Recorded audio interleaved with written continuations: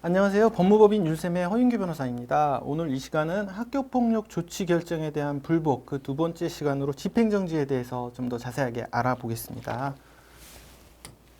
지난 시간에 학교폭력 조치 결정에 대한 불복 행정심판과 행정소송에 대해서 좀 자세하게 알아보았는데요. 이러한 행정심판이나 행정소송에서는 처분의 이제 집행 부정지 원칙이라는 것이 있습니다. 여기서 말하는 이제 처분이라는 것은 학교폭력 예방법 17조 제1항 제1호부터 9호의 이제 처분을 얘기하는 건데요. 서면사과 또 접촉 금지, 학교봉사, 사회봉사, 특별교육, 출석정지, 학급교체, 전학, 퇴학 이 9가지 조치가 있는데 일단 이러한 조치 결정이 내려지게 되면 의무 이행 기간을 정해가지고 학교에서 이제 처분 명령을 내리는데 그 기간 동안 그 이행을 하지 않으면 여러 가지 이제 과태료 등 여러 가지 제재 처분이 있게 됐죠. 그래서 이거에 대해서 불복하려고 행정심판과 행정소송을 걸었음에도 불구하고 이러한 집행이 정지되지 않으면은 소송을 걸어서 판결이 날 때까지 상당한 기간이 걸려서 그 소송을 건 그 목적을 이룰 수가 없게 되는 거죠. 그래서 소송을 걸면서 이러한 집행을 정지시켜달라 임시적으로. 그게 이제 집행정지라고 보시면 될 것 같습니다. 집행정지 요건에 대해서는 행정심판법과 소송법에 이제 규정은 돼 있지만 결국은 이 세 가지 요건이 있고요. 이 세 가지 요건에 대해서는 다음 화면에서 자세하게 설명을 드리겠습니다. 기타 이제 참고하실 점은 집행이 이미 종료가 됐다. 그러면 당연히 정지할 대상이 없기 때문에 집행정지는 불가능하게 될 것이고, 그리고 행정심판과 또는 행정소송과 저희는 이걸 이제 본안이라고 하는데요. 이 본안과 동시에 제기해야지 집행정지만 따로 신청하면 이제 각하가 된다는 것 유의하셔야 될 것 같습니다. 집행정지 요건에 대해서는 행정심판법 30조, 그러니까 행정심판에 대한 집행정지고요. 그리고 행정소송법 23조, 행정소송에 대한 집행정지 이렇게 규정이 되어 있는데요.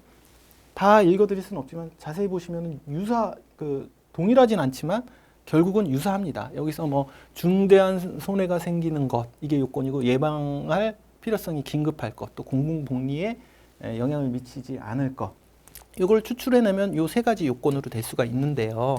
이 요건은 비단 그 학교 폭력에 대한 어떤 행정 소송에서만 나오는 집행정지의 요건이 아니고요. 모든 행정 처분에 대한 불복 소송에 있어서 집행정지를 신청할 때 나오는 그 요건입니다. 여기에서 회복 불가능한 손해 발생이라는 중대한 손해라는 요건에 대해서는 대법원 1999년 12월 22일자 99무 42 결정이 거의 바이블처럼 현재까지 20년 이상 계속 인용이 되고 있는 판례고, 결국은 이 집행정지가 되지 않고 판결까지 집행정지가 되지 않으면 결국은 원상회복 또는 금전배상이 불가능한 손해라고 이제 표현은 되어 있는데요. 여기서 이제 금전배상이 가능하다고 하더라도 그 손해의 성질이나 태양 등에 비춰서 사회통념상 그러한 금전배상만으로는 전보되지 아니할 것이라고 인정되는 현저한 손해라고 이렇게 되어 있는데 무슨 말인지 좀 이해가 잘 안 되실 겁니다.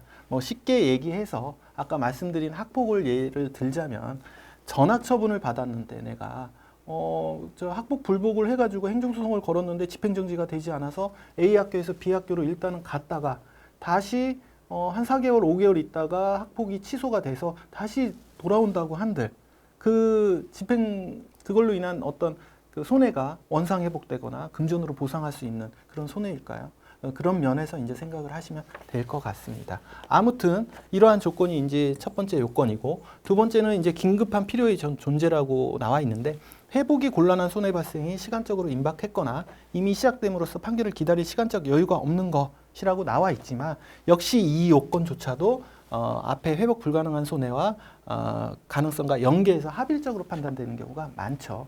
그리고 마지막으로 이제 공공복리에 중대한 영향을 미칠 우려가 있을 때는 이 집행정지가 허용되지 않는다. 이 요건은 앞에 이 적극적 요건과 다르게 소극적 요건으로서 그 신청인이나 원고가 입증할 게 아니라 그 반대의 행정청이 입증해야 될 요건이라고 보시면 됩니다. 아무튼 이런 요건이 해당이 되게 된다면 그 집행정지는 인용을 받게 되는데, 과거에는 이러한 집행정지가 좀 잘 인용이 됐었습니다. 어차피 소송이 걸려 있고 이걸 집행정지를 하지 않으면 회복하기 어려운 손해가 발생하는 것은 상당히 이제 높은 그렇게 결정이 될 수 있으니까요. 그런데 최근에 와서는 함부로 이렇게 집행정지를 잘 안 해주는 경향이 있습니다. 그래서 어쨌든 학교폭력 사안에 있어서는 과거 한 2년 전 통계에 의하면 한 50% 정도는 집행정지가 인용이 된다. 이렇게 이제 언론 보도가 된 바가 있습니다.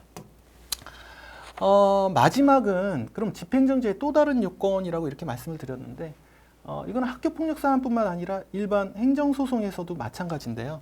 저희가 생각하기로는 그 앞에서 보셨던 이 세 가지 요건이 표면적으로 나오지만 실질적으로는 표현되지 않은 요건이 있는 것으로 저는 생각을 하고 있습니다. 그게 뭐냐면은 본안의 인용 가능성이라는 거죠. 쉽게 얘기해서 집행정지라는 거는 어떤 본안을 진행하기 전에 먼저 사전에 좀 판단하는 경향이 있는 그런 판단이죠. 먼저 예를 들면 학교폭력에 대해서 이게 취소가 될 가능성이 있느냐 없느냐를 결국은 판단할 수밖에 없는 겁니다. 그래서 사실관계의 오류 가능성이나 조치의 부당성이 현저하다면 이거는 본안으로 가게 되면은 취소될 가능성이 있네라고 생각이 된다면 그때 집행정지를 해주는 이런 경향이 강한 것 같습니다. 이거는 아까 보셨던 법에서 정한 요건과는 다른 부분이지만 저희가 이제 실무에서 봤을 때는 오히려 이 요건이 더 중요하지 않나 이런 생각을 하고 있습니다. 그래서 집행정지를 할 때는